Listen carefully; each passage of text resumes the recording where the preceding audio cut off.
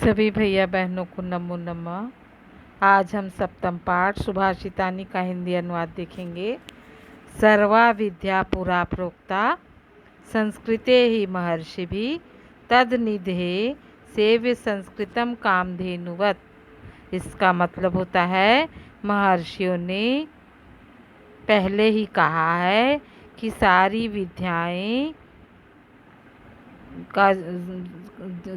विद्याओं का खजाना जो है वह संस्कृत भाषा में है, इसलिए संस्कृत भाषा की सेवा करना चाहिए, संस्कृत भाषा की ही सेवा करना चाहिए, ऐसा कहा गया है ना। समझ में आया?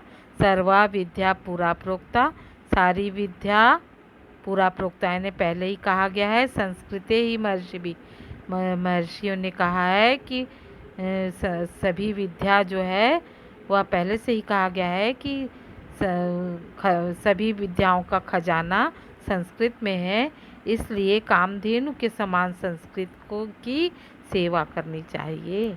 निधेय ने खजाना होता है, सेव्य ने सेवा करना, कामधेनुवत यानी कामधेनु के समान उसको प्राप्त करने के लिए खजाना को संस्कृत की सेवा करनी चाहिए, ऐसा कहा गया है। वायु नाम शोध का, वृक्षा रोगाणाम प्रहार का, तस्माद् रोपणम एतेषा रक्षणम च हितवाहनम।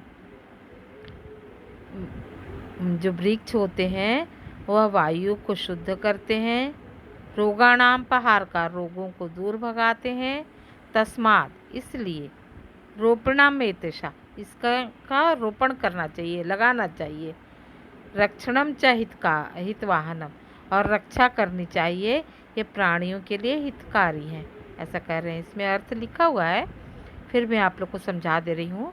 वायु नाम शुद्ध का यानी वायु, वृक्ष जो है वो वायु को शुद्ध करने वाला है, रोगाणाम प्रहार का और रोगों को दूर भगाने वाला है, तस्मात् इसलिए, रोपणम में दिशा इसका रोपण करना चाहिए, उगाना चाहिए, रक्षणम च हितवाहनम और रक्षा करनी चाहिए, यह प्राणियों के लिए हितकारी है, ऐसा कहा गया है। तीसरा देख लेते हैं। त्वक् शाखा पत्र मूलैश्च पुष्प फल रसादिभिः प्रत्येक अंगै रूपै कुर्वन्ति वृक्षा सद्भिः समम सदा। त्वचा यानी जो वृक्ष का त्वचा होती है वो त्वचा, शाखा यानी डाली, पत्ते, जड़, फूल, फल, रस सभी से, प्रत्येक अंगै रूपै कुर्वन्ति सभी अंगों से, वृक्ष सद्भिः यानी सत्पुरुषों के समान प्रत्येक अंगों से उपकार करते हैं, इसलिए उसकी रक्षा करनी चाहिए, ऐसा इसमें कहा गया है। आया समझ में ना? त्वचा, शाखा, पत्ते, जड़, फूल, फल, रस सभी अंगों से, प्रत्येक अंगै कुर्वन्ति वृक्षा सद्भिः समम सदा। वृक्ष जो है सभी अंगों से सद्पुरुषों के समान उपकार करते हैं, ऐसा इसमें कहा गया है। आगे देख लेते हैं। केषाचिदपि वस्तुनाम गम्यते संज्ञिनाम गुणा, किसी भी चीज वस्तु का उसके साथी से उसका उपयोग, वो गुण समझा जा सकता है। केषाचिदपि वस्तुनाम किसी भी वस्तु का, गम्यते संज्ञिनाम गुणा उसका गुण जो है उसके साथी से, संगी से, धारण करने वाले से समझा जा सकता है।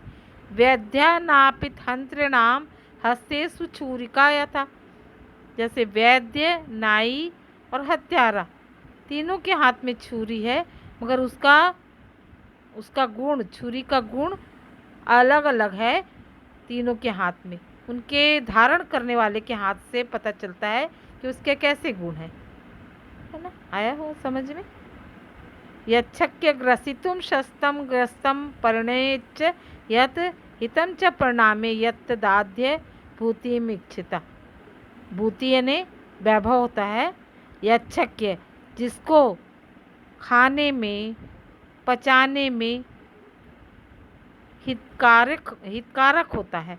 जो ऐसा चीज़ को खाना चाहिए जो खाने में भली प्रकार से पच जाए और उसका अच्छा परिणाम हो। वैभव चाहने वाले लोग को व्यक्ति को ऐसी वस्तु खानी चाहिए। इसमें यही कहा गया है। यच्छक्य ग्रसितुम शस्तम ग्रस्तम पर्णे में च, ऐसी वस्तु को यच्छक्य यानी ऐसा खाना चाहिए जो खाने पर अच्छे से पच जाए और अच्छा परिणाम दे, ऐसा वस्तु खाना चाहिए। और जो ऐश्वर्य या वैभव अच्छा चाहते हैं उनको ऐसी वस्तु खानी चाहिए, ऐसा इसमें कहा गया है ना।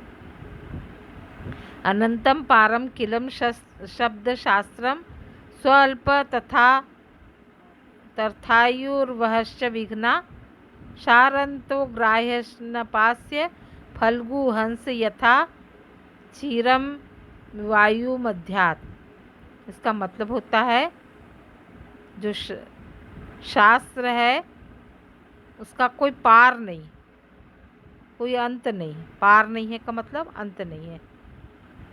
और स्वल्प तथार्व आयु वहश्य, इसका मतलब हमारी जो आयु है वो बहुत कम है उसकी अपेक्षा। जितने विद्या और ज्ञान है दुनिया में उसकी अपेक्षा हमारी जो मनुष्य की जो आयु होती है कम है। इसलिए सार तंतो ग्राह्यम पास्य, सार जो मेन सार होता है उसको ग्रहण कर लेना चाहिए और सारहीन को जो बिना काम किए उसको छोड़ देना चाहिए। जिस प्रकार हंस जल में से दूध में से जल को छोड़ देता है और दूध को ग्रहण कर लेता है, उसी प्रकार हमको सार तत्व को ग्रहण कर लेना चाहिए। इसमें कहा गया है शस्त्र हता न ही हता रिपुवो भवन्ति, प्रज्ञा हता रिपुवः सुहृता भवन्ति। कहा जा रहा है कि शस्त्र हता न ही हता, शस्त्र से मारे गए व्यक्ति नहीं भी मरते हैं।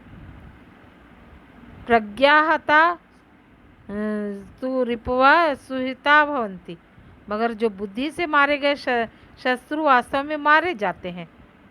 शस्त्र निहंति पुरुषस्य,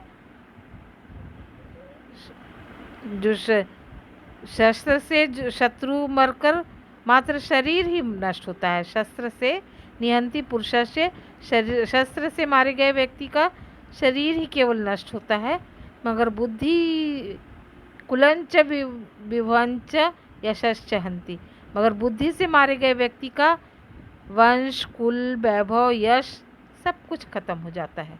ऐसा इसमें कहा गया है कि शस्त्र से मारे व्यक्ति जो है वो मरते हैं, परंतु शस्त्रों से मारे गए शत्रु नहीं मरते, मगर बुद्धि से मारे गए व्यक्ति वास्तव में मारे जाते हैं। शस्त्र से तो शत्रु का शरीर केवल मरता है, मगर बुद्धि से मारे गए व्यक्ति का कुल यश वैभव सब समाप्त हो जाता है। ऐसा इसमें कहा गया है। दिनांते पिबेत दुग्धम, दिन के अंत यानी शाम के पहले दूध पीना चाहिए। निशांते च पीबत पेय, और रात्रि के अंत में जल पीना चाहिए। भोजनांते पिबेत तक्रम, और भोजन के अंत में छाछ पीनी चाहिए। किम वैद्य से प्रयोजनम, जो ऐसा करता है उसको वैद्य की क्या ज़रूरत है, ऐसा वैद्य की आवश्यकता नहीं पड़ती, ऐसा कह रहे हैं इसमें। आशा है आप लोग को समझ में आया होगा। समझ में आया होगा तो चैनल को लाइक कर दीजिएगा। लाइक करने से वीडियो फ्लिट होता है और ज़्यादा से ज़्यादा लोगों तक पहुँचेगा। और आप लोग को अच्छा लग रहा होगा तो लाइक कर दीजिएगा। धन्यवाद।